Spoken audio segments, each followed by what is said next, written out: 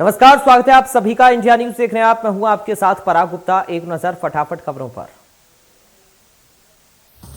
Omicron के बढ़ते मामलों के बीच पीएम ने बुलाई समीक्षा बैठक। 23 दिसंबर को ओमिक्रॉन पर पीएम करेंगे समीक्षा। स्वास्थ्य विभाग के अधिकारी भी मौजूद रहेंगे।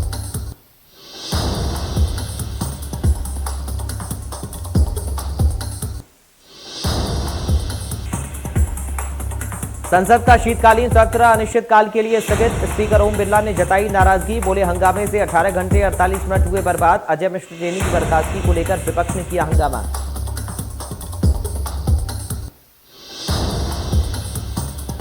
कोरोना काल में बिजली माफ करने की मांग को लेकर सदन में विपक्ष का जोरदार हंगामा।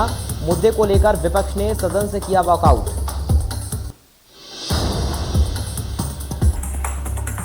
ऑनलाइन शॉपिंग कंपनियों पर होगा एक्शन। गृह मंत्री नरोत्तम मिश्रा का जबलपुर। एसपी को निर्देश। ऑनलाइन चाकू और ड्रग्स की बिक्री पर होगी कार्रवाई। कोरोना वैक्सीन को लेकर गृह मंत्री नरोत्तम मिश्रा ने दिग्विजय सिंह पर साधा निशाना। उन्होंने कहा, ये वही लोग हैं जो कहते थे ये बीजेपी की वैक्सीन है, इसे लगाने से लोग नपुंसक हो जाएंगे। विधानसभा में गृह मंत्री नरोत्तम मिश्रा ने मध्य प्रदेश लोक एवं निजी संपत्ति के नुकसान का निवारण और वसूली का विधेयक पेश किया। गुरुवार को इस पर चर्चा होगी। नेता प्रतिपक्ष कमलनाथ ने कहा कि परिसीमन तो कानूनी प्रावधान है, आरक्षण तो होना ही है। उन्होंने कहा कि ऐसा चुनाव देश में कभी नहीं हुआ।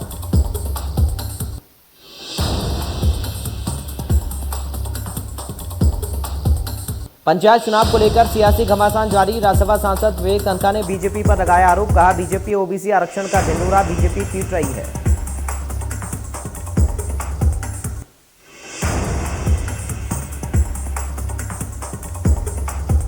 इंदौर में कांग्रेस पार्टी ने की प्रेस कॉन्फ्रेंस। कांग्रेस का यह कहना है कि कमलनाथ सरकार ने 2019 में 27% आरक्षण ओबीसी के लिए निश्चित किया था, लेकिन तत्कालीन बीजेपी सरकार ने इस आरक्षण को पूरी तरह से न्याय नहीं किया।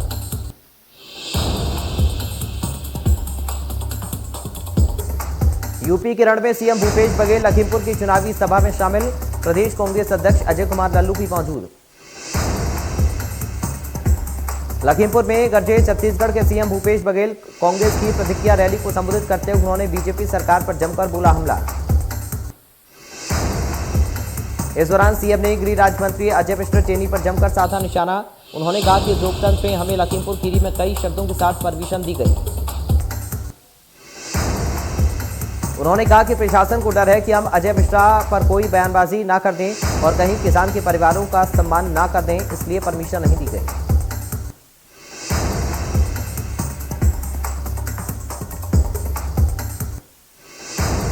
मध्य प्रदेश के दोनों डोज मिलाकर पूरा हुआ 10 करोड़ का आंकड़ा। 10 करोड़ लोगों को लगी वैक्सीन की दोनों डोज।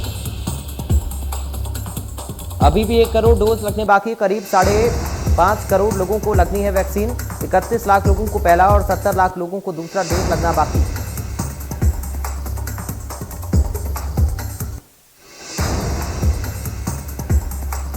एमपीपीएससी परीक्षा परिणाम जारी होने का रास्ता हुआ साफ। राज्य सरकार ने वापस लिया एमपीपीएससी का विवादित नियम। विवादित नियम में आरक्षित वर्ग के मेरिट के छात्रों को अनारक्षित वर्ग में न चुनने का था प्रावधान। नियम की संवैधानिकता को दी गई थी हाईकोर्ट में चुनौती। 65 छात्रों की ओर से दायर की गई थी 6 याचिकाएं। राज्य सरकार ने नियम वापस लेने की हाईकोर्ट में दी थी अंडरटेकिंग।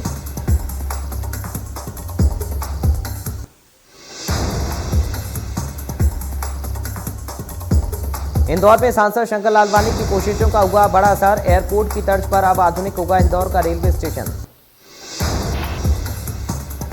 इंदौर की 50 साल की जरूरतों को ध्यान में रखकर बनेगा स्टेशन। स्टेशन पर होटल, शॉपिंग मॉल भी होंगे। सांसद शंकर लालवानी ने रेल मंत्री अश्विनी वैष्णव से मुलाकात के बाद ये जानकारी दी।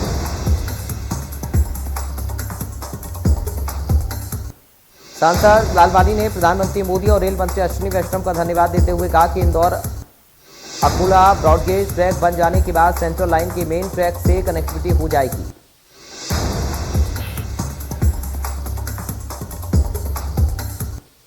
एमपी के बुंदेलखंड के बीजेपी सांसदों ने पीएम मोदी से की मुलाकात। बीजेपी के प्रदेश अध्यक्ष और खजुराहो के सांसद वीडी शर्मा के साथ सांसदों का दल पीएम मोदी से मिला।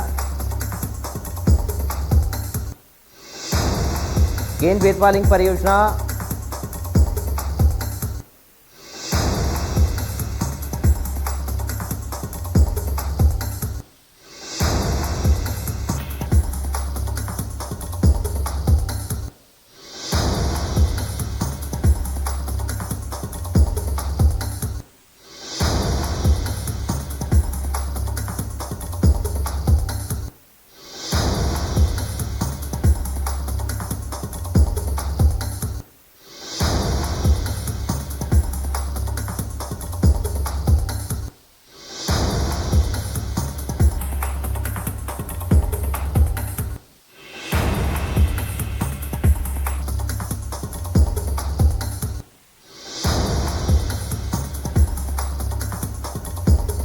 केन बेतवा लिंक परियोजना को मोदी कैबिनेट में मंजूरी मिलने पर दिया धन्यवाद। जल्द शुरू होगी केन बेतवा लिंक परियोजना।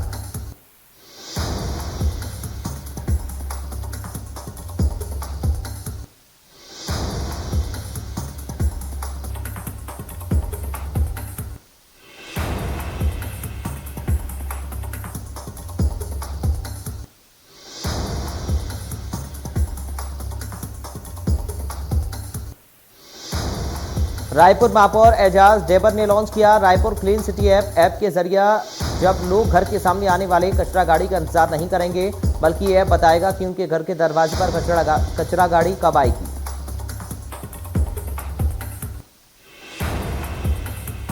दुर्ग में पड़ा आईटी का छापा। स्टील कारोबारी जयदेव सिंघल के पंचशील के घर में आईटी की टीम ने दी दबिश। दर्जन भर अधिकारियों की टीम ने की कार्रवाई। भोपाल जूनियर डॉक्टर का प्रदर्शन दूसरे दिन भी जारी। पहले दिन ओपीडी, ओटी जैसे रूटीन सेवाओं से बनाई थी दूरी। इमरजेंसी सेवा भी नहीं देंगे जूनियर डॉक्टर।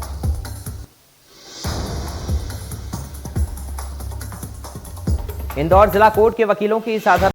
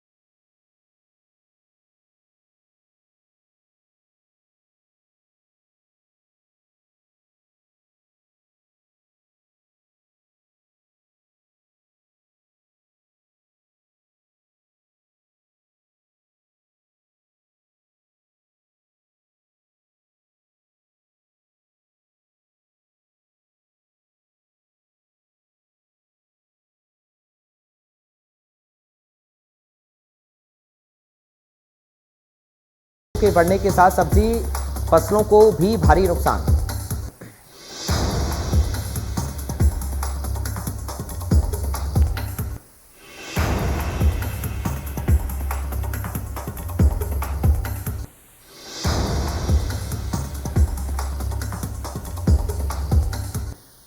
बैतूल जिले में तापमान में भारी गिरावट देखी जा रही है। आठनेर में ऐसा मामला सामने आया जहां एक कुआं धुआं भी उगल रहा।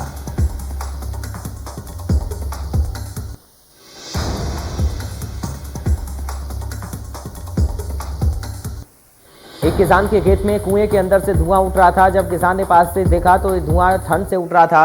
उठ रही भाप थी जो कुएं के गुनगुने पानी से उठ रही थी।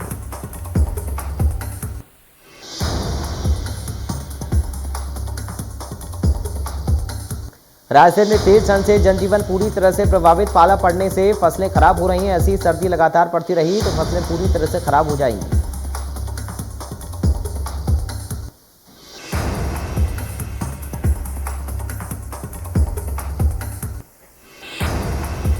उत्तराखंड में मौसम का मिजाज बदलता जा रहा। आलम यह है कि पिछले कुछ दिनों से प्रदेश में ठंड काफी अधिक बढ़ गई है, जिससे लोगों को काफी मुश्किलें हो रही हैं।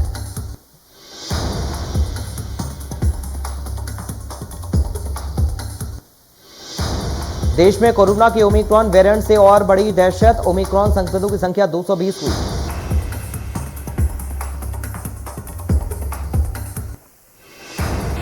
ओमिक्रॉन का खतरा हर दिन बढ़ता जा रहा। देश में ओमिक्रॉन की संख्या 220 के पार।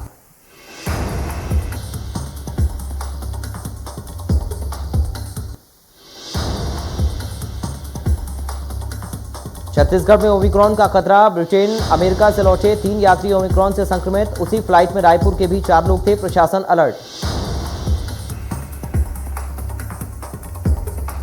महाराष्ट्र में ओमिक्रॉन के 11 नए केस मिले। राज्य में ओमिक्रॉन संक्रमितों की संख्या 65 हुई। राजधानी दिल्ली में ओमिक्रॉन के 26 नए केस मिले, जिसके बाद राजधानी में संक्रमितों की संख्या बढ़कर 54 हुई। राजस्थान में ओमिक्रॉन के वेरिएंट के 18 मरीज हो गए हैं। लोगों से कोरोना की गाइडलाइन का पालन करने की अपील की जा रही है। तेलंगाना में ओमिक्रॉन के 24 मामले हो गए हैं। लोगों से कोरोना गाइडलाइन का पालन करने की अपील की जा रही है। केरल में ओमिक्रॉन के 15 मामले हो गए। इसके बावजूद लोग मास्क और सोशल डिस्टेंसिंग का इस्तेमाल नहीं कर रहे हैं। गुजरात में ओमिक्रॉन के 14 मामले। लोगों से मास्क और सोशल डिस्टेंसिंग का पालन करने की अपील। जम्मू में ओमिक्रॉन के 3 मामले। इस दौरान सरकार ने सख्त कदम उठाने के निर्देश दिए। तेलंगाना में ओमिक्रॉन मरीज का इलाज कर रहे डॉक्टर भी नए वेरिएंट से संक्रमित हो गए। ओडिशा में ओमिक्रॉन के 2 मरीज सामने आए, जिसके बाद लोगों में हड़कंप। दिल्ली में कोरोना का बढ़ा ग्राफ। एक दिन में आए 102 नए केस। देश में 24 घंटे में कोरोना मरीजों की संख्या 6317 हो गई। 318 मरीजों की मौत। देश में 24 घंटे में 6906 मरीज ठीक हुए, जबकि कोरोना के एक्टिव केस 78190। दिल्ली में प्रदूषण का स्तर लगातार बढ़ रहा। दिल्ली में AQI 385 दर्ज किया गया। फरीदाबाद में आबो हवा बेहद खराब श्रेणी में दर्ज की गई है। यहां एयर क्वालिटी इंडेक्स 431 के पार दर्ज किया गया।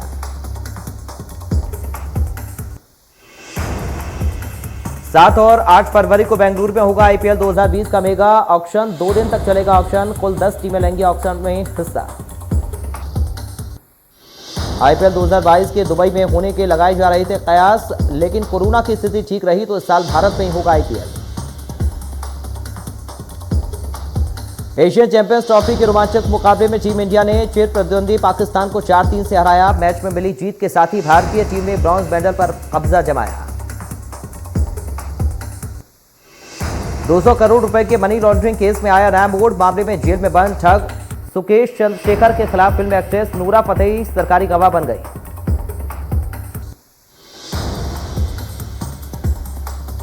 ईडी पहले भी नोरा से इस मामले में पूछताछ कर चुकी है। नोरा से पहले जैकलीन के साथ भी जुड़ा है सुकेश का नाम। शिल्पा शेट्टी, श्रद्धा कपूर, हरमन बाविजा का नाम भी इससे जुड़ा था।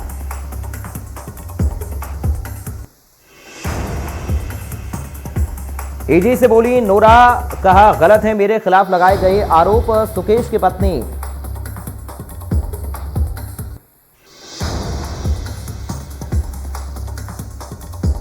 एक्ट्रेस सारा अली खान अपनी फिल्म के प्रमोशन के लिए को एक्टर धनुष के साथ कॉफी विद करण शो में पहुंची, जहां उन्होंने अपनी पसंद के 4 लड़कों के नाम का खुलासा किया।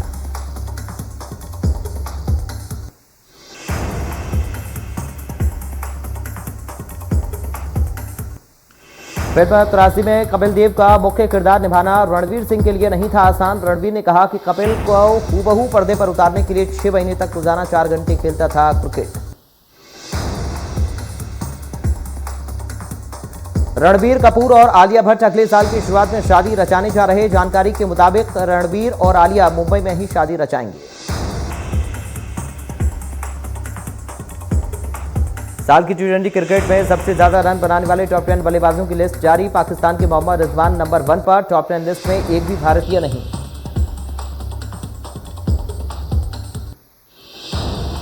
भारत के खिलाफ टेस्ट सीरीज शुरू होने से पहले साउथ अफ्रीका को बड़ा झटका। चोट के कारण भारत के खिलाफ टेस्ट सीरीज से बाहर हुए तेज गेंदबाज एंड्रिक नॉटल।